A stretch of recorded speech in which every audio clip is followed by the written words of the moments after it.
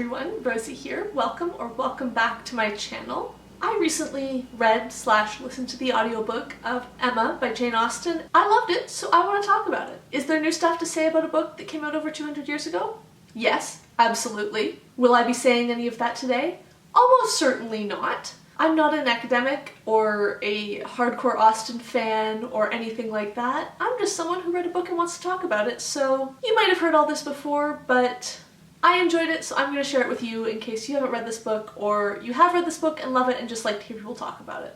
I am going to discuss light spoilers in this, I think. So if you haven't read/seen any of the movies and don't want to be spoiled, I will make sure to put like a bar on the screen when I'm editing this to tell you to skip this part. And also I'll put like timestamps in the description box so you can skip those parts if you want to hear my non-spoilery thoughts. I've never really been an Austen fan, honestly. I tried to listen to an audiobook of Pride and Prejudice when I was maybe 12 years old, and I don't know if it was that narration, if it was Pride and Prejudice, or if it was the fact that I was 12 years old, but I just did not enjoy it and I did not get into it. And ever since then I've just sort of figured, oh well, I don't like Austen. But I realized recently it's kind of unfair to discount an entire author who is so incredibly beloved because my 12-year-old self didn't like her writing. There's so many things that 12-year-old Rosie hated that I now love, and there's so many things also that I loved when I was 12, and I now look back on with fondness, if slightly embarrassed fondness. So I thought I should give it another try. I chose to do that second try with Emma because one of my favorite movies is Clueless, the 90s movie, which is an adaptation of Emma. So I thought, I know I like this story, I know I like at least the adaptation version of these characters, so hopefully that will help me get into the original work. I also chose to listen to the audiobook because for some reason my brain works in a way where a really long book that I'm not sure I'm gonna like is like, nope, can't do it, can't possibly start. But a 16-hour audiobook that I'm not sure I'm gonna like, my brain is sort of just like, yeah, that sounds pretty reasonable.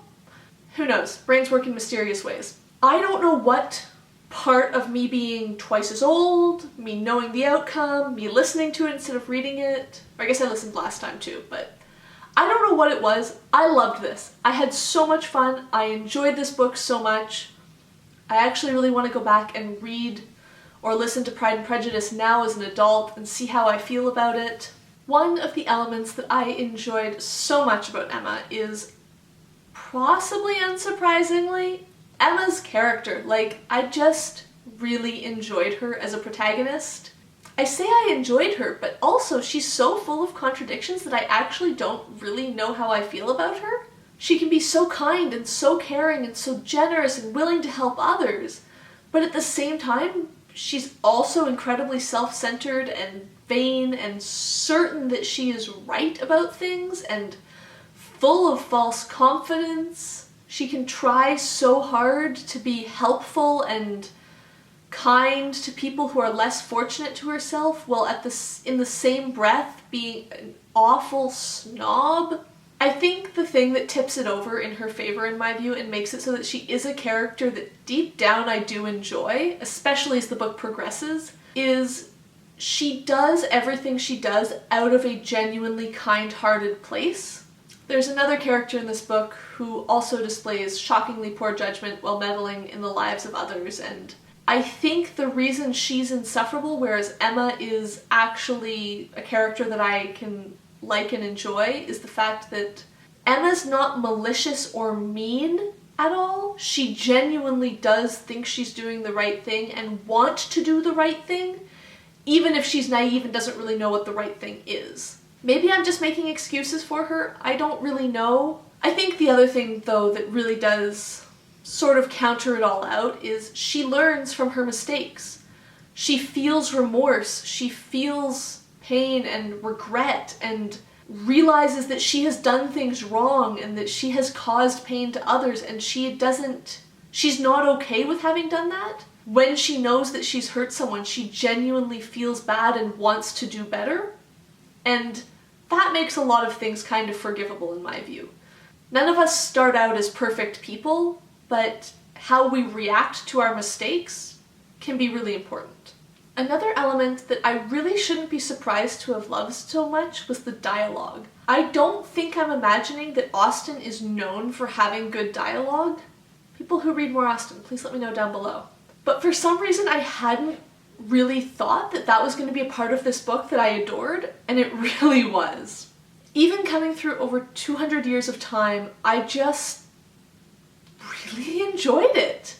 It was simultaneously relatable and hilarious and conveyed so much emotion. There were scenes where you could tell just by how the characters spoke to each other how deep their caring for each other was and how much affection there was between them. And there were other scenes where you read the dialogue and just go, yep, I know one of those. Miss Bates, I'm looking at you, you're a lovely lady, but man, yeah, you would have been annoying. I think really the thing that I found so impressive about this dialogue was both how approachable it was from a modern reader's point of view and how many types of dialogue Austen did well. This next section is going to have spoilers for the main relationship in the book, so if you don't want to know about that, I will put a timestamp down below as to when you can skip to hear my final thoughts. I loved this relationship. I do have one or two things that I wasn't sure about that I'll mention at the end, but on the whole, the slow build, friends to lovers, person I've always known who I didn't realize was so important to me relationship just worked. I absolutely adored the whole we're both so oblivious to our feelings that we didn't realize we were in love until we got jealous of someone else type feeling. I liked that a source of conflict for both of them was that feeling of I love this person but they love someone else and I don't want to interfere with their happiness, but also I'm heartbroken. Frankly, the entire emotional reveal scene just made me feel so many things. I was out for my walk at lunch and listening to the audiobook and just like smiling madly the whole time because I was so happy for them. I also was just blown away by the amount of consideration that Mr. Knightley had for Emma. If I read a book written within the last few years with a male character like that, I'd probably be going like, yeah, he's a great character, so into it. But to read a character like that written 200 years ago somehow just hits differently. But yeah, he's just so filled with consideration. When he realizes he's in love with her but believes she's not in love with him, he doesn't make it her problem. He doesn't come to her expecting anything. When he can't take it anymore, he removes himself from the situation to try and, not put that on her. He only comes back because he thinks she's going to be heartbroken, and he doesn't even do it because he thinks, oh, this man that I thought she was in love with is getting married, maybe I can have my chance. No, he comes back because he can't bear to think of her being sad and not doing something about it and not trying to help her. He even goes so far as to respect that she feels such a duty and love for her father that he wouldn't try and come in between that and says, no, I'll inconvenience myself. I love you and I want to be with you.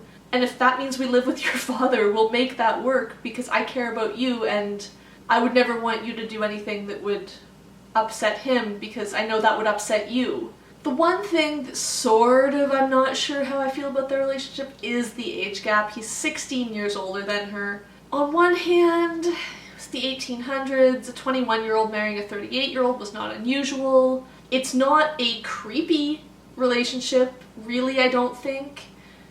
There's nothing that happens when she's underage. He's not trying to use his age in a way to manipulate her. It doesn't mean he lacks respect for her.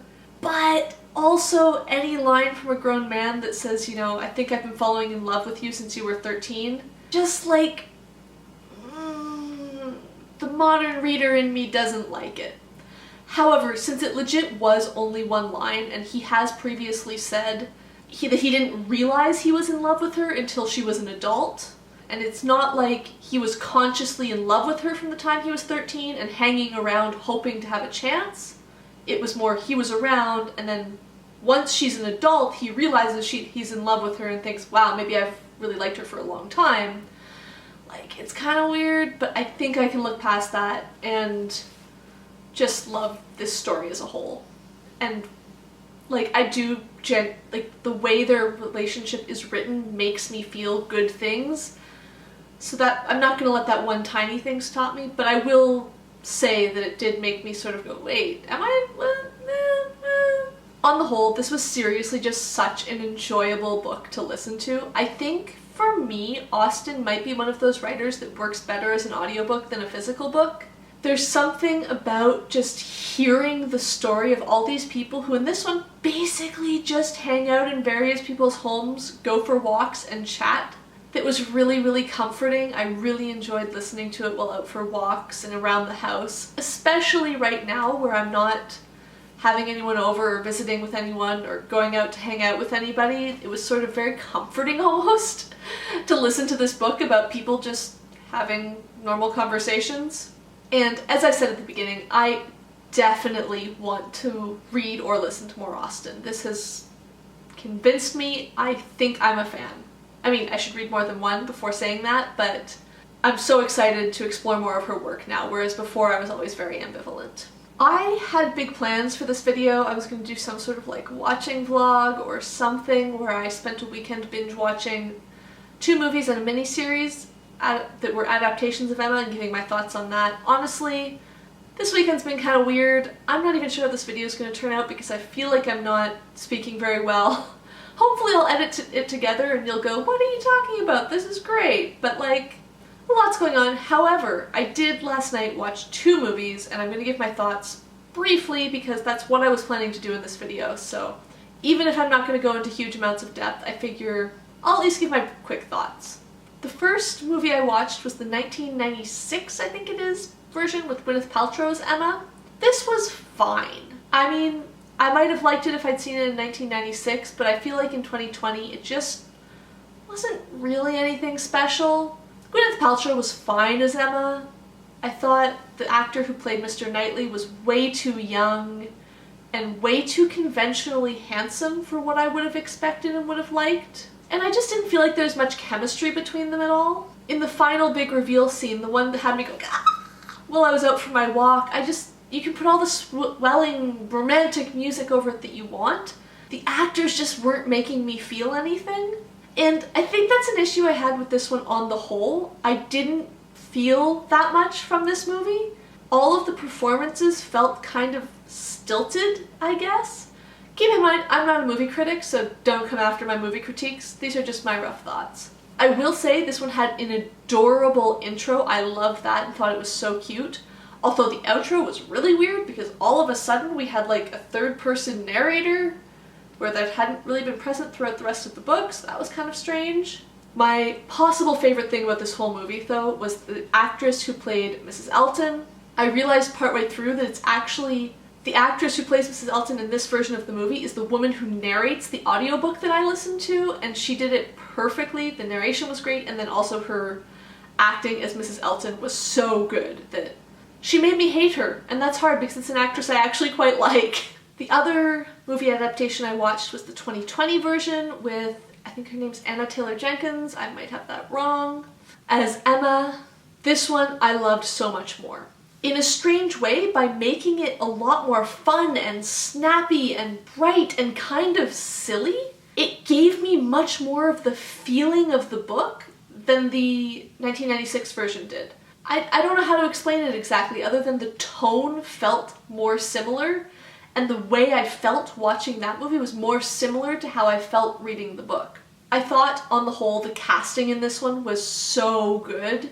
Even where I thought Mr. Knightley was maybe a bit younger than I would have imagined him in my head, but he had that sort of simultaneously not conventionally attractive and yet so sexy look.